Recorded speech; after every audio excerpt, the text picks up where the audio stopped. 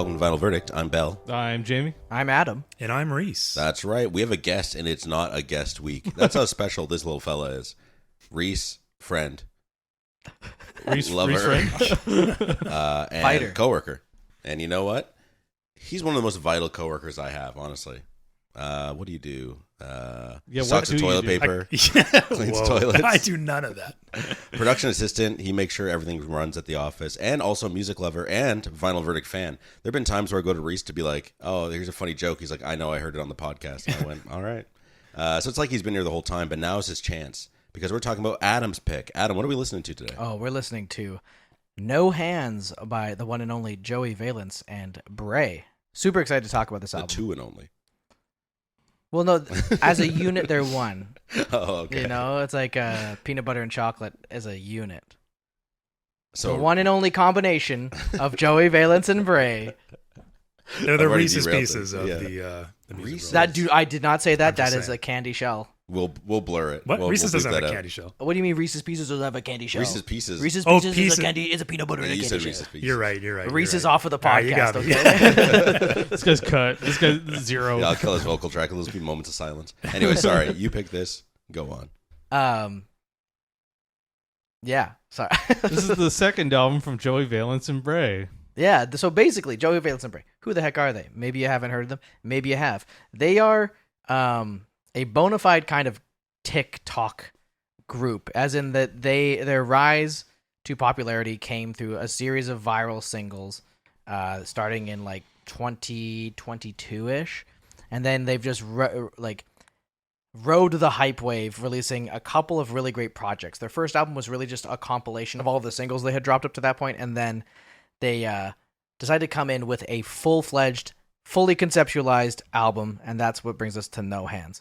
We've talked a little bit about like TikTok popular bands on the show, like Mother Mother, but they merely adopted the dark. JVB, they were born in it and molded by it. The duo consists of Joseph Bertolino and Braden Lug, Joey Valence and Brae, and they met in they claim an online sex chat room, but more likely during their freshman year at Pennsylvania State University, where they started getting together and making music. And neither of them actually rapped before they were bored and just making music together and decided to All try white boys rapping. have it in them. All white boys, you give them a Modelo and like the rap comes out, like they got it's Give in us their a blood. chance. Give us a chance. I want to hear Yeah, Jamie. We just need to get Modelo and Jamie in.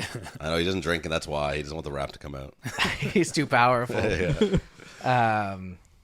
The combination that has resulted in has been both criticized and praised as Beastie Boys worship. Some people call it maybe ripping them off. People and in this room would say Beastie Boys, but good. that is Only one person in this room would say that. They're all looking at me in case you're wondering. that is an Podcast. unhinged statement because you could say that they're the Beastie Boys and good because the but I think is where I have the problem with. The Beastie Boys are How also about great. Beastie Boys too? But they do I would even say that JVB, with their kind of back and forth vocals, corny joke-filled lyrics, and throwback flows, especially on their earlier tracks, on their first project, came a little bit too close to just kind of being the Greta Van Fleet of the Beastie Boys. What does that mean? Greta Van Fleet Just are sounds like Led Zeppelin. a modern band that just totally ripped off Led Zeppelin's sound, which is funny because Led Zeppelin's sound is totally ripped off from a bajillion blues artists. But thankfully on this album is when they realized, oh, we can do a lot of variety. And the production and the super fun lyrics, corny references, elevates them from beyond just being Beastie Boys worshippers into being something that stands on its own and is really refreshing in, I think, the present day rap scene. There's not really anybody else doing this kind of super fun, super dorky party kind of throwback vibes. And this album is like just a walk through every single kind of party genre that was associated with hip hop from the late 90s and early 2000s. Yeah. You got like crunk bangers like Bust It, Baddest. You got like cool acid jazz hip hop on the title track No Hands. It's a great tour. And you even got like Basement Jacks type stuff on Like a Punk. And that variety really allows this album to go by in just a flash. It's super fun, super short, super tight. Yeah. They're also interestingly pretty close to the EDM sphere. They featured a lot of like EDM tracks. They've done a track with LS Dream and among others.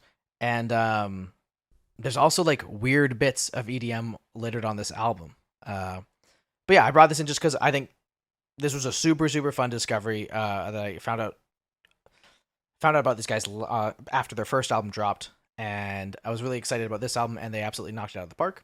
And I'm really excited to hear what you guys think about it. Well, Reese always brought it up. So Reese used to work in my department, but he said, "Hey, you like the Beastie Boys, right?" And I was like, "Yeah, I like the Beastie Boys." And he's like, "You should listen to Joey Valence and Brae." And I was like, "Sure, whatever." And then I finally did it after Reese left. Waited till I left. Yeah, and I actually like their music quite a bit. It's fun, and it reminds me of the dumb parts I like about the Beastie Boys, which is like dumb jokes and references to things that you have to look up. I like that's something I really enjoy about Paul's Boutique, because there's like 1,000 references on the one song, Sounds of Science. Yeah, and you do like they don't even care if you really get the references. No. Right? Like who's Sadaharu? Oh, if you don't know who he is, he's like the reference in the Beastie Boys track is that I have more hits than Sadaharu. Yeah, or like Shadrach, Meshach, and Abednego. You're like there's 3 biblical characters, right? very and pretty niche ones at that. Go listen to our episode on Paul's Boutique. Yeah, you'll get angry. Yeah, I didn't like that album, but you know, it's funny. Plouffe owns that album, and he wasn't really warm on it. The more he listened to it, the more he decided he didn't like it anymore. it's pretty long. Yeah, I think is a thing that kind of against it. Versus this one is a short album. Yeah, probably like 45 minutes, 50 minutes long. Yeah. This is like a 30-minute album. But Reese, how did you discover it? So Because you heard we're doing this and you said, "I'm coming on." I mean, Reese is a TikTok teen. I'm actually not. I have never downloaded TikTok.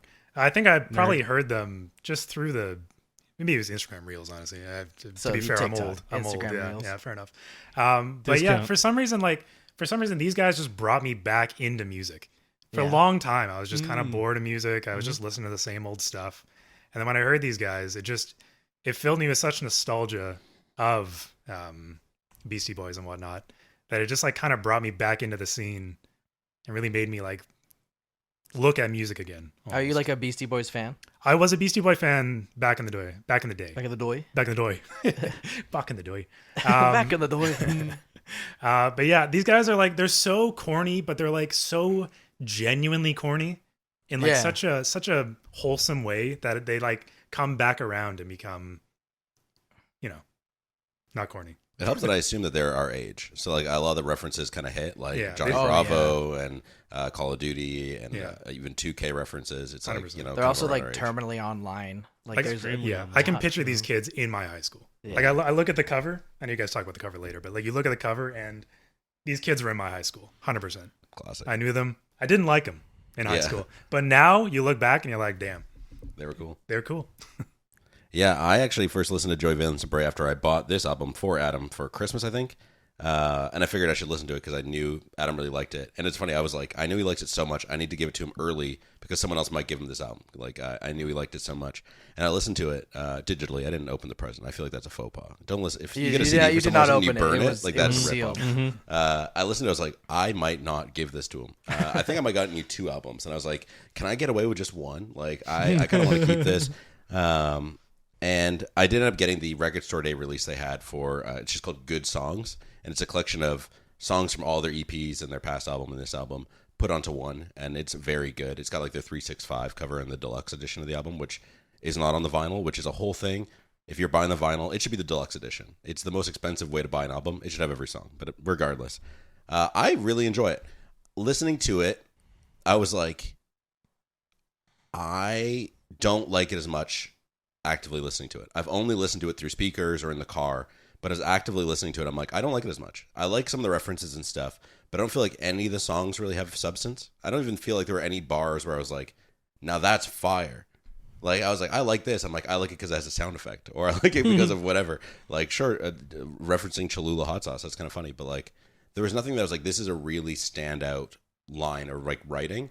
But I find it a lot of fun, where I was like, this is just a blast. I'm really enjoying my time listening to this album, but I definitely was surprised when I was listening to it actively, being like, this is kind of boring. Or there are times where I'm like, I don't want to hear "Wake Up and I'm Feeling Like a Punk" again. Like, they repeat some lines over and over and over again, which gets you hype. But when you're actually like sitting with headphones on to take notes, I was like, this is not that interesting. I think that's a totally fair criticism, is that they don't have a ton of substance. Even on like what I'd say is like the most emotional track, which is Omnitrix, it's still like a Ben 10 reference in its entirety. And even that, it's said 3 times in the album. So it's like, you've already used this line about it's not a watch, it's an Omnitrix. And now you just have a whole song about it's not a watch. I'm like, I know it's not a watch at this point. I did Google it and go, Ben 10. I also had to Google Omnitrix. I had no idea what I knew what it was because I had watched a little bit. But the songs being so short, I think, helps with it. So like, even when I'm like, okay, I've heard this line before. Yeah, like get on it's only with 2 it. minutes long. Yeah. So like, okay, whatever. And again, it makes the album feel really dynamic because of that as well. Yeah, this is definitely a club album. Like their previous albums were a little bit more. Previous album, I guess they had singles and stuff like that. Yeah, they just had their. We're a little more. I don't know the word for it, but a little less clubby, a little more songy, I guess. Yeah, this is a much dancier album than the previous stuff. The previous stuff was more straight up hip hop. Yeah, which is okay. That's like how you listen to music most of the time, unless they're not sitting down with headphones on analyzing music. But it is something to note. Yeah, and with these guys, in some interviews, they've noted like this is another way to tie it to the Beastie Boys is that a lot of the lyrics of the Beastie Boys on their first 2 albums was them sitting in a room trying to make each other laugh, and that's how they describe their like lyric writing thing. Is that they just go like, "Does this make the other guy laugh?" Well, you can tell at the end of some of these songs, they just burst out into laughter. On several of them. Yeah. So like, obviously the vibe in the room when they're recording is just. They're also talking about how the way that they like to record is they don't like one take everything, but they try and like kind of capture the lightning in a bottle. So they like write it really quickly, make the track, and then go like, okay, and then they just put it out. And I think that on one hand, that allows like it can provide that opportunity for like the inspiration creatively to just kind of flow, not overthinking stuff. You know, even like what's his name, Kenny Beats, is like a big glowing sign in his studio is don't overthink. And I think that's a great instinct for a lot of young producers and stuff. What I would love to see and what I'm looking forward to is seeing how these guys grow as they're both really young, really new. And the fact that this album I think is so much better than their previous album is a real testament to the rate that they're growing. And they seem really savvy in terms of like internet culture and stuff. Like they have like both of their pages are very funny to follow on Instagram, worth following. They know how to make like go viral with their content. They're smart dudes. But also like BB No Money's very savvy and a smart dude and doesn't have a lot of substance. Yeah, I don't really want to listen to a ton of BB No Money. At least not the modern stuff, because it's again, you find what makes you popular and then you keep trying to hit that and it's like, all right, I'm done listening now. Yeah. But I think I agree. The future stuff I'm excited for. But I liked this a lot. Yeah. I like this a lot. Well, let's give it one last listen. I'm popping, no stopping. Your mom's with a hopping. I'm top thick and handsome. All black fit, call me Danny Phantom. Hands up, hands up, hands up, hands up. Blue top hat and cane, dumb and dumber. Okay. Whipped cream color whips, that's pimp. White Nissan, that's a cool whip. Okay. What you got? I got it going on now. Yeah, they wanna be a part of it. She said she wanna see a party trick. This ain't a watch, this a Omnitrix. Bust it. Album starts with a intense banger. Starts off hard. Yeah. I was like, whoa. Also, the traded lyrics at the start, like "never been a sucker or a lame, you can trust that." It's so Love good. that. Love that. good. Immediately very hype. Yeah. Yeah, it's like, this is a Beastie Boys-esque band. 100%. Like, they just kick it off with that. It's really neat. It's hard to describe, but it's very, very intense. It's like one big freaking note. Yeah. It's like "brrrr." It's like most of the beat, and then there's like some cool like distorted industrial drums in the back. But it really is "brrrr." And then it'll like take a left turn into some like atmospheric. Yeah, there's like some drum and jungle bass. from 110 to 120. So good. I love jungle, so it got me hyped up.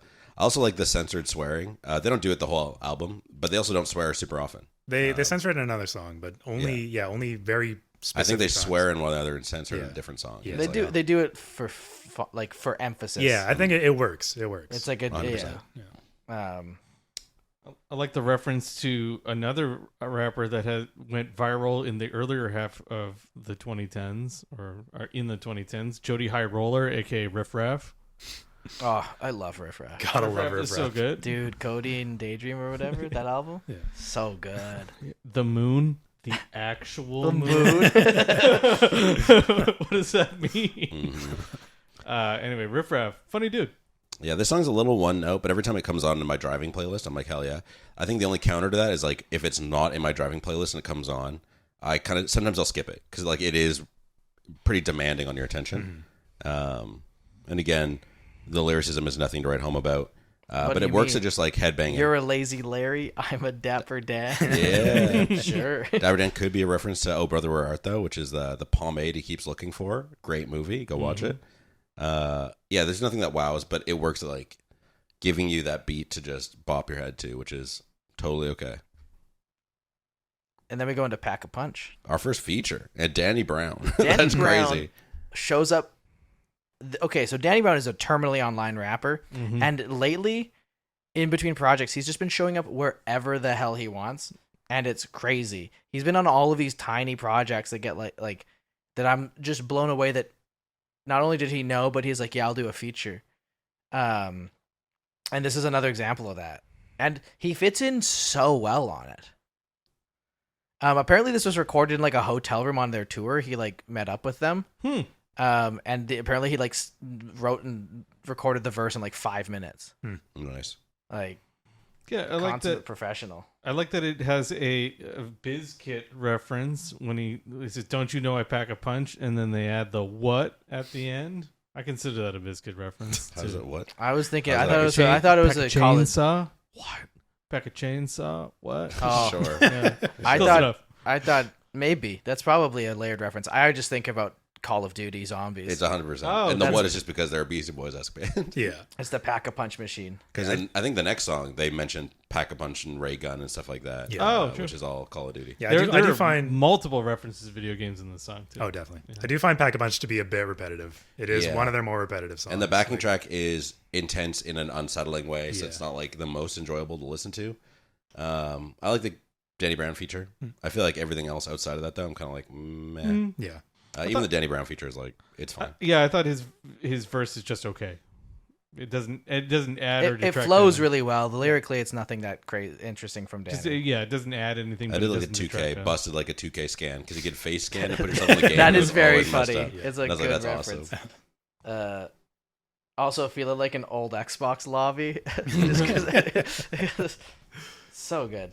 I think the beat's sick. Then we got No Hands. I love the more relaxed vibe on this one, especially after the heavier start. It's nice to get like a bit of a break. Saxophone. The sax is Yeah, such a fun touch. The jazzy vibe feels so good. The sax can be a little bit overpowering at times, but I feel like Joey Valence and Brae's rapping is just also kind of equally demanding of your attention, so it balances out a bit. But maybe it's also just the speakers that I was listening to. The sax was like very prominent. Yeah, I don't find that to be an issue. No, for yeah, me. I didn't either. This is the first time where I feel like there's some good lyrics. Like, was always a misfit. Teachers like thongs. Always up in my business. And I failed statistics, but I aced sex ed. I wrote that one Yeah, down too. And living life Too like good. it's double XP weekend, pack a punch, ray gun type feeling.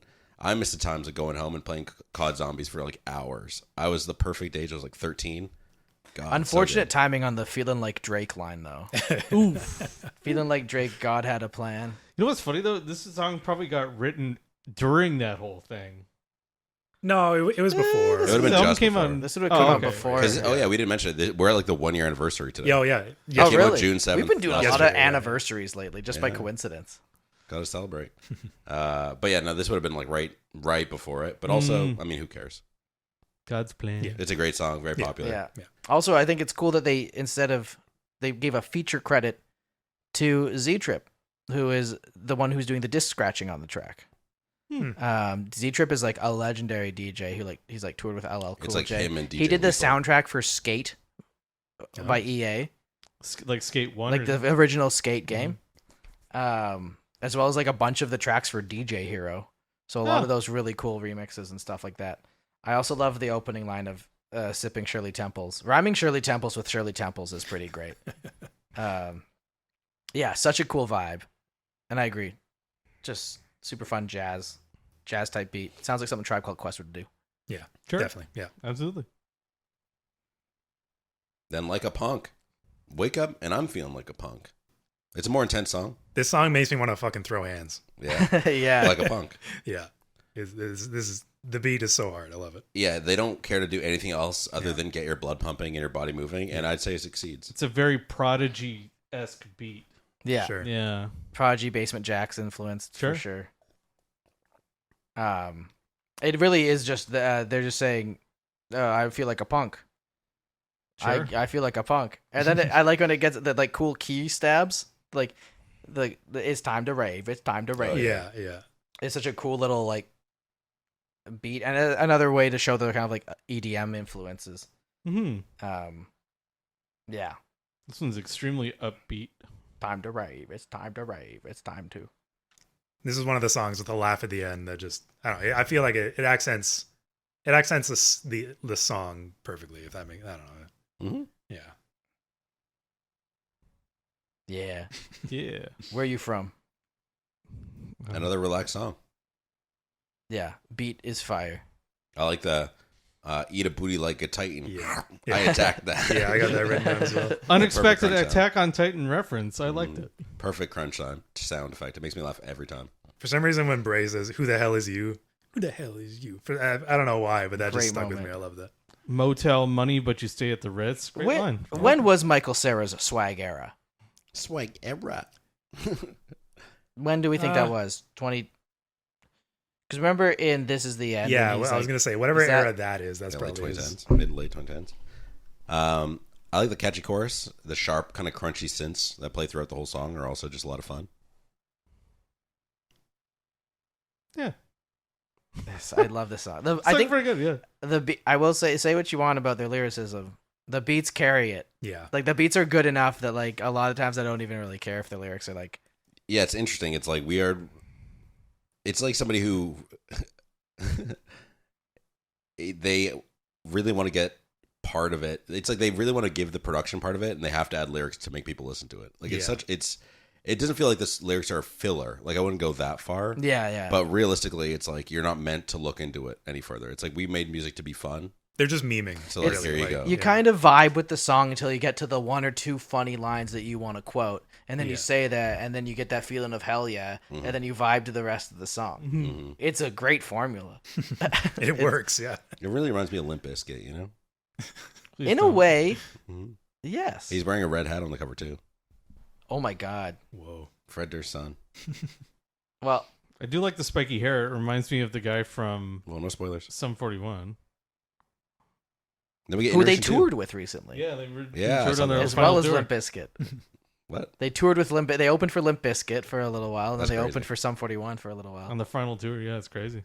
And then we go to intermission 2. Saxophone again. Which is great. I like the sax squeak, yeah, Yeah, at the end of yeah. each loop. It's good. Yeah. There's a line in it, Sweet Baby Ray's like Mark Zuckerberg. Apparently at one point they're like, this is our like most niche reference. I'm like, brother. What's okay. the niche reference? Mark Zuckerberg is a big Sweet Baby Ray's fan and like has a That's like bottle on a not shelf that in the niche. background. I mean, Oh, okay, we're yeah. also terminally online tech Yeah. dudes. Yeah. Mhm. So that was like huge in but our that's sphere. the most niche You could get reference. more niche. Yeah. I mean, Sweet Baby Ray's, love it. I- Great sauce. So I agree. Is this the start of? Oh, sorry. Go. So I was gonna say I highly relate to the lyrics. If you hand me a bagel, I'ma eat that shit. As well as I heard you like 'em thick. Lucky you, boo. I got Mickey D's hips. Yeah. Is this the start of the "Eat a Booty with a Side of Fries"? Is this the first song that it shows up? It's the first time he Okay, says, okay, "I only yeah. eat a booty with the size of fries." because that shows up enough to be impactful. impactful.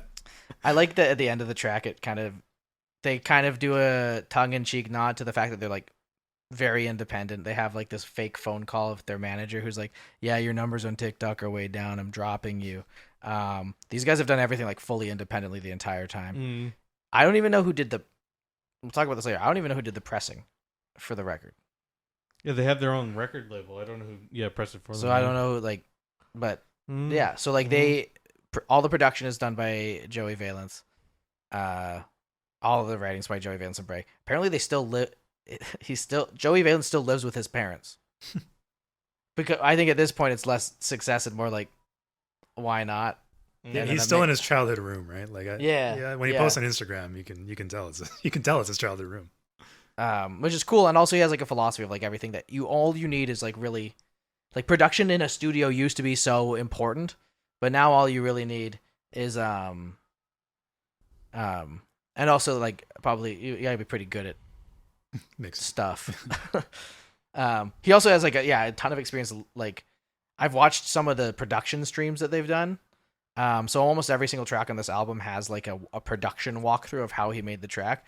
The dude knows his stuff. He is not just like to be able to not just mix but also master your own stuff requires you to have like a good concept, like a more educated level of concept. I'm not sure what they studied when they were at Pennsylvania State University. I don't know if it was music or something like that.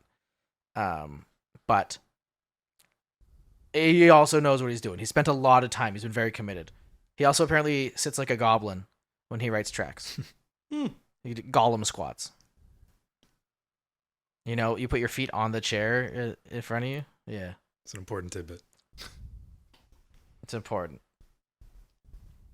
And now we go to the baddest. Yeah. All I wrote down for this is I'm the baddest bitch in this club. It's so good. It has a like brass monkey type beat, kind of. I guess. Brass monkey. Just like yeah, the totally. really With the 808. Yeah, it's a dance anthem. It's a song that's just fun. It's not meant to portray anything other than being in the club. It almost feels like a Lonely Island song. It's so like reduced down to just like dance or else. Yeah, and also like the fact that it's like a dude calling himself the baddest bitch in this club. It's kind of subversive for the kind of hyper-sexualized, hyper-masculine crunk era that this is kind of taking from. But dial 1-800. It's a booty call. Mm-hmm. That's pretty good. That's a good line. That's pretty good. Yeah, Danny Phantom call out, dressed in all black with Danny Phantom. That was one of my favorite shows as a kid. I love Danny Phantom. Yeah. Your mom's whip. I hop in. I'm glad. I'm glad my mom's driving me around. Yeah, this song's so fun. It is literally just a dance anthem, and that's all it needs to be. And the beat goes so hard. Corniest twerk anthem of all time. Acting goofy, Comic Sans. That's a good line. I also like when it goes, JVB made the booty go. After that, we head into Okay. It's a good one. Beat goes so hard. Yeah, really good vibe. Probably my favorite backing track on the album. I like the booty shaking section at minute 25. Yeah. I'm like, oh yeah, okay. Yeah. Hey, if that doesn't make you want to shake it, like, get out of here. There's a line in there about whipped cream, and then he says, I drive a white Nissan. That's a cool whip. I really like that because he's talking about whipped cream. Cool whip. That's like a mayonnaise-colored Benz. Call it Miracle Whips. Yeah. Great line. It's a Kanye West line back in the day. He so on the end of the first Kanye album, he has like, or is it the second? No, it's the first one where he has like, it's like 18 minutes long and 11 minutes of it is him talking about how he like got the record made. And he like apparently like that was like the line that helped get him the deal. Was people were like, Kanye, your beats are too whack and your rhymes are weird too. And but then apparently he convinced him with a mayonnaise colored Benz. I push Miracle Whips, which I was like, that's a pretty good line. And I think that's probably a reference here. It's very clever, very cool. I like it. Maybe not so much Kanye. I also like the G-Funk kind of. They almost have the like G-Funk really high pitched like like synth in this song, but they do it in a less annoying way because sometimes on G-Funk tracks I'm like, oh my god. Yeah. Speaking of like high pitch, they do that high pitched voice thing where like they're like they've got chipmunk voice. Yeah, I forget what they say in it, but normally I can't stand that. Something about it just like makes me mad, but it kind of works in it with the vibe of the song, so I don't hate it here. The song's like 2.5 minutes long, so it's really hard to hate it because it's so damn brief. short. Yeah. Then we get into Doughboy. which samples Monty Python at the beginning, which I thought was good. Does it? Yeah, he says, and now for something completely different, and that's the sample is John Cleese. Okay, I wrote that down, but I didn't realize it was. Yeah. Shout out to John Cleese. Yeah, the Tara Reid feature is pretty good. I like the tone of his voice. Other than Tara's voice or verse, I'm not a huge fan of the song. Backing track is darker, but I don't feel like it leaves the same impact as past songs. And the repeated "go get the money" becomes a bit wearing since it's said so much in the song. Also, is much. Tara Reid a rapper? No, Tara Reid is the actress. Tara Reid. Yeah, but Tara Reid. I would assume so, as they are rapping on the song and are listed as a feature. I thought he was like a producer, so I was surprised when I heard him on here. I know him as like a EDM DJ. Why not both? So I was surprised on here when he started rapping, and it was sick. His like delivery and tone is really, really fun, and it's a great flow over this beat. This more boom bap East Coast kind of beat that's super fun with the I don't know what it is, a piano, the kind of percussive melodic like bloom boom bloom boom bloom bloom. Super fun track. Money go get the money. There's a reference to Leroy Jenkins, the World of Warcraft meme. Yeah. And then there's a reference to hitting the gritty at the bank, which I thought was fun and funny. Yeah. The Leroy Jenkins Froze one. like honey. Where's my super suit? Yeah. What's funny? So Joey Valence and Brae are both around 26 years old. So the Leroy Jenkins reference would have come out when they were like 2. What? No. I knew 6. I knew Leroy Jenkins. Leroy Yeah, but you Jenkins still was would've been huge, young, like 'cause, 2006, 2007. Yeah. Yeah. So they I were was, like, born 12. in 1999. What? Really? No, that didn't sound right. Yeah, World of Warcraft didn't come out until like 2005. Yeah. Yeah, so it would have been around 2006. Yeah, anyway, they would have been about like 5. Yeah, but then like South Park references it and like other stuff like that. Like, it's Do pretty they well done. reference it? Yeah, Okay, later on. jeez. Yeah. And Family Guy, like it's a It was, reference. it was became so huge. Leroy. Also, that was back when you like memes had like a years long lifespan. 2005. Now, like a Leroy Jenkins would happen for like that'd be the thing for like a month. Yeah. Leroy Jenkins was around for a long time. I remember someone sharing it to me on like Newgrounds or something. Definitely. Like It was also like applicable to many scenarios. It was just I'm gonna dive in with no consideration. Yeah. And screw everyone over. Speaking of diving in, let's go to What You Need, which is a Zara core type beat. They would It's play this in a banger. Zara without Zara vocal, core. if there's no vocals on it. It's cool, deep house vibes. I like the Baby Keem kind of quoting the like with the flow and the I fly like Baby Keem. Super groovy dance track. It's a head bopper for sure. Mm-hmm. Yeah, it's a fun dance song. Feels very early 2000s. Again, has a repetitive chorus like Doughboy, but because of this club feeling, it feels more excusable. As you're just too busy dancing around to notice. The cowbell. Doot, doot, doot. On the cowbell and the clave is so good. Doot, doot. Great. John Cena. John Cena, the way I'd been chilling. Yeah, like when it So starts with the good. Bing Chillin' So reference. I'm good, like, dude. yes. I love that. Bing Chillin'. It's one of my favorite Yeah. lines. I like how they have multiple references to how they are Cena-like. I thought that was really good throughout the song.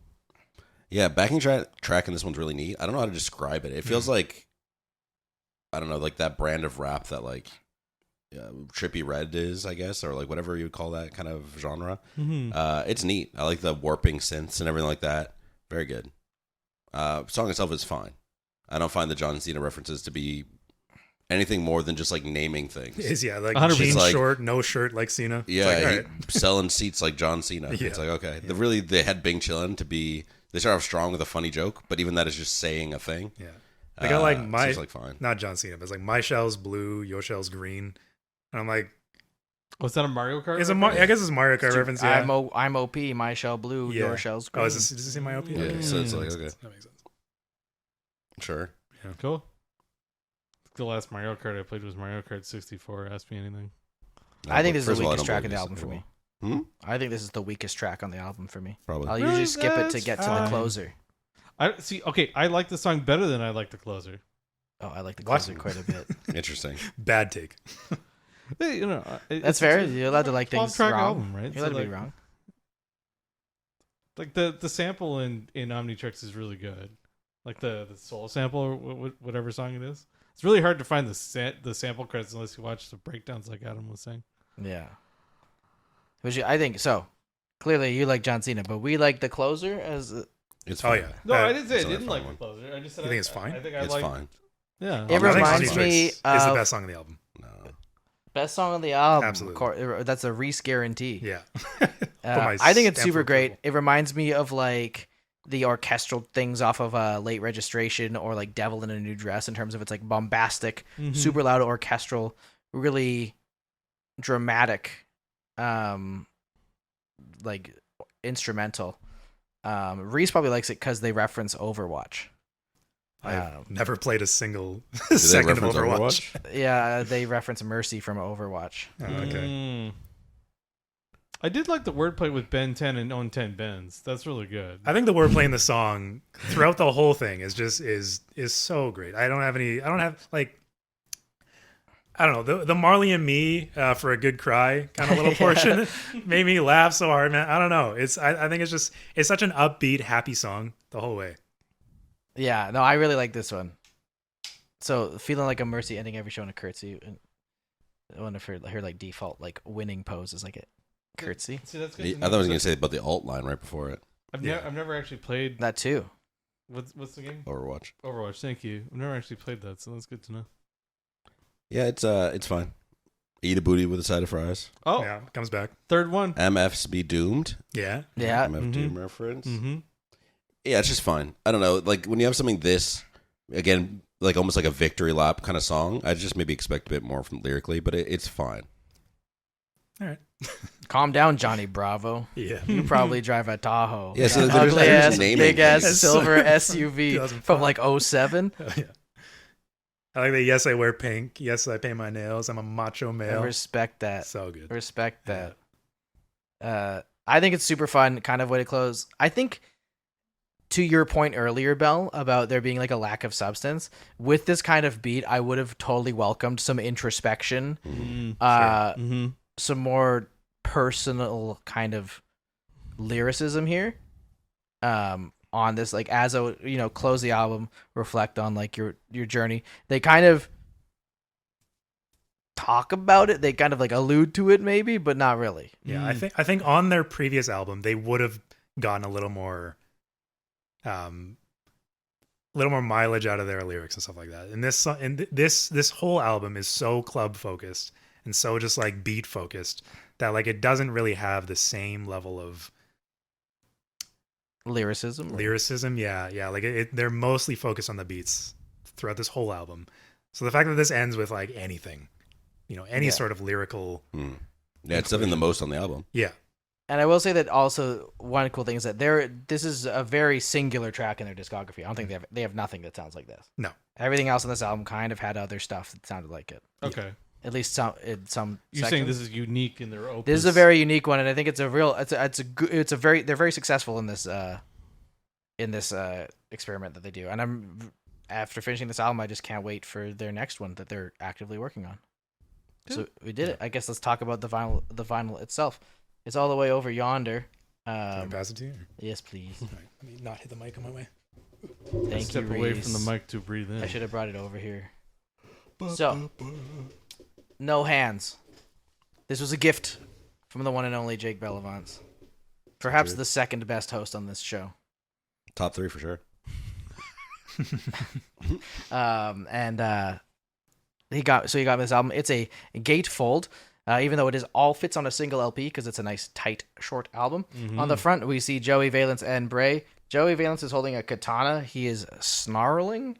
Brae's almost doing the new metal pose. He- Brae is so close to the new metal pose. Yeah, Brae has his painted fingernails.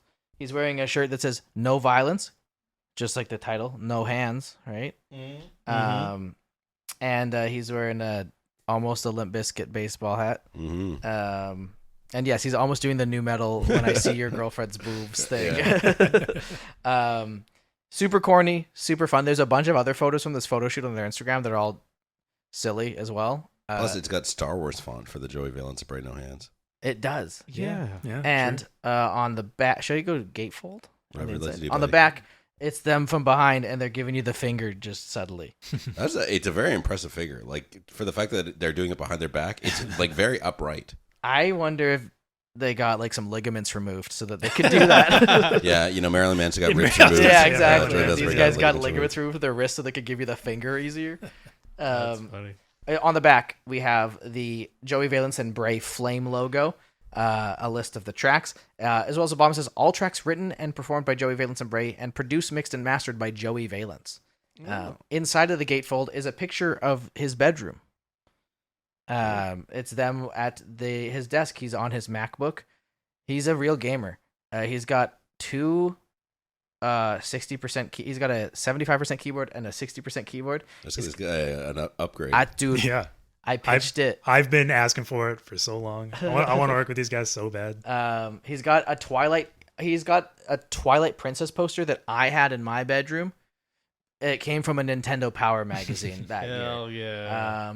They also got like a Canadian Legends Chromeo. He's got a framed picture of a tour poster from Chromeo that's been signed. Jeez, this is the first time I thought about Chromeo in years. Yo, they've been having a big comeback lately. Really? On the right hand side on his TV, they write the rest of the lyric or the rest of the You got like legal stuff. You got your special thanks.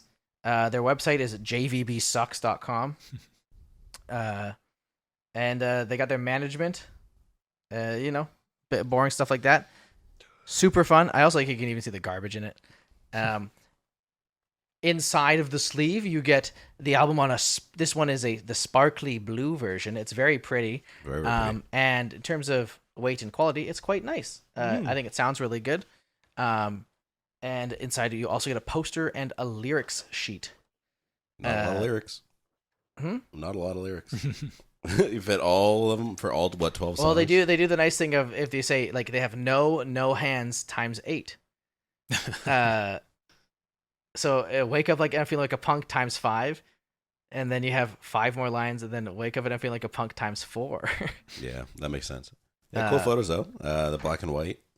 Yeah, everything. It's a nice print. I will say they do the one sin that I hate, which is the like cut off corner sleeves that never go in properly. They never sit properly. They piss me off so much. They bunch up when you. I don't know who did the pressing. Apparently, when they took the shrink wrap off, it said "Made in the Czech Republic." Interesting. Hold on. I'll look it up while you guys talk. But yeah, I don't know who did it. So it's a cool album. Great gift. I agree. Yeah. I agree. Thanks, Well, I'll give my final verdict as gift giver. Man, I did have a lot to say about this album, and I think it's because the album's not really trying to say much. It's just trying to make you have a good time, and I think it succeeds at that. I don't really care that I'm not being moved emotionally by powerful lyrics because I'm just having fun. Put this album on around people, and they'll ask you who it is in a good way. I promise. I'm putting No Hands by Joey Valence and Brae in the 9th spot, below Band on the Run by Paul McCartney and Wings, and above Guerra by Beck. I'm not sure how often I'll come back to this album after like a year or even maybe a summer of heavy listening, but I can tell you that I'll be excitedly waiting for what Joey Valence and Brae have coming up next. If you haven't picked a song of the summer yet, listen to this album. There could be one on there. I know we all love Song of the Summers. Jamie, what did you think? I think this album's great. By the way, this album was pressed by GZ Media, the largest record manufacturer in the entire world now. They're in the Czech Republic, founded in 1951. The largest isn't... Wow. In the Czech Republic. Yeah. Well, I guess everyone else has given up on it, except for the Germans who like putting stickers right where you can't take them off. Tell me about it. Well, it's become a very heavily consolidated industry now. Yeah, it turns out a lot of the machines that we had in Canada went over to the Czech Republic after the fall of the wall. And fall of communism. Anyway, it's neither here nor there. We are talking about this album today, and I liked it. I think it was really good. I like that it reminded me of the kind of hip hop that I enjoy listening to, which is goofy hip hop. Like a lot of the Beastie Boys albums, a lot of the early Beastie Boys albums, actually. So I put this album in the 11th spot. Below Wow. Lana Del Rey's Do You Know That There's a Tunnel Under Ocean Boulevard, which is the longest title that we have.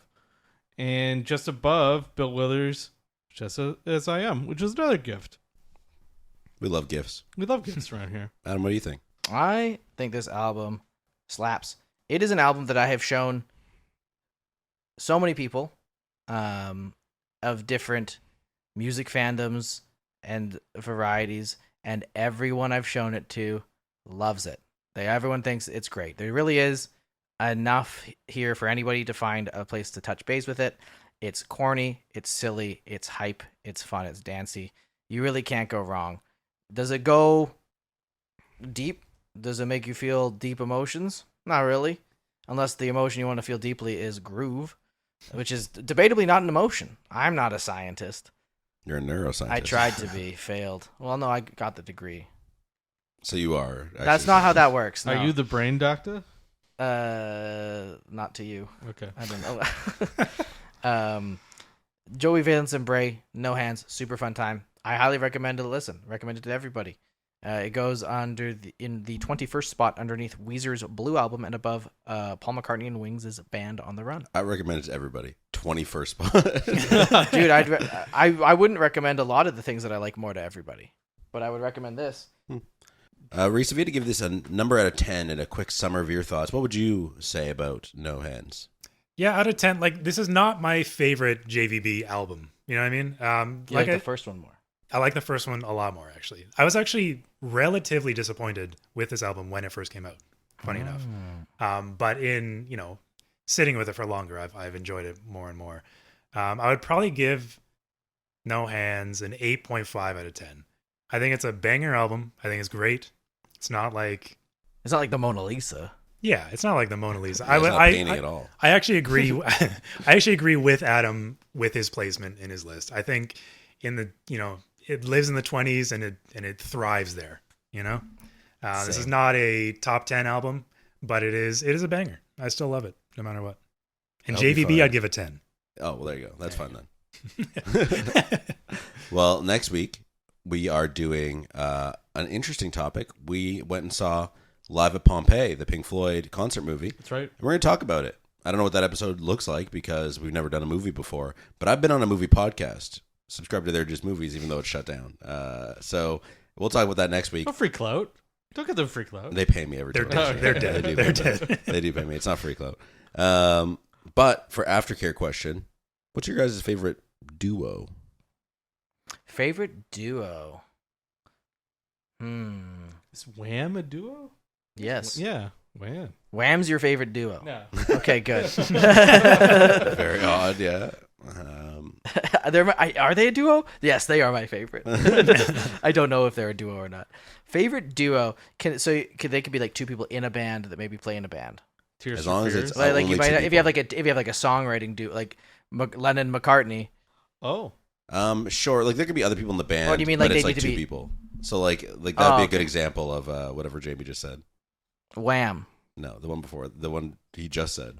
Lennon McCartney. Oh, Tears for Fears. Yes, thank you. The actual answer. Yeah, the other people play with them live or whatever, but it's mostly just two guys. Like, Yeah. It's. Oh, okay. So I yeah, like to talk a about that. musical We, duo, we sure. all own Songs from the Big Chair, right? I mean, great album. I do own Yeah. songs from the Big Fantastic Chair. album. Yeah. Let's talk about that. We haven't done a We All Own This album one recently. Yeah, we did. Songs of Innocence. Tim Cook gave us all that album, Oh. the U2 album. And then we all chose that Tame Impala album. Yeah, in a way. Okay. In a way. I think that was the title of it. Mine would probably be Kings of Convenience. I absolutely love Peace or Love. That was one of my favorite albums we talked about last year.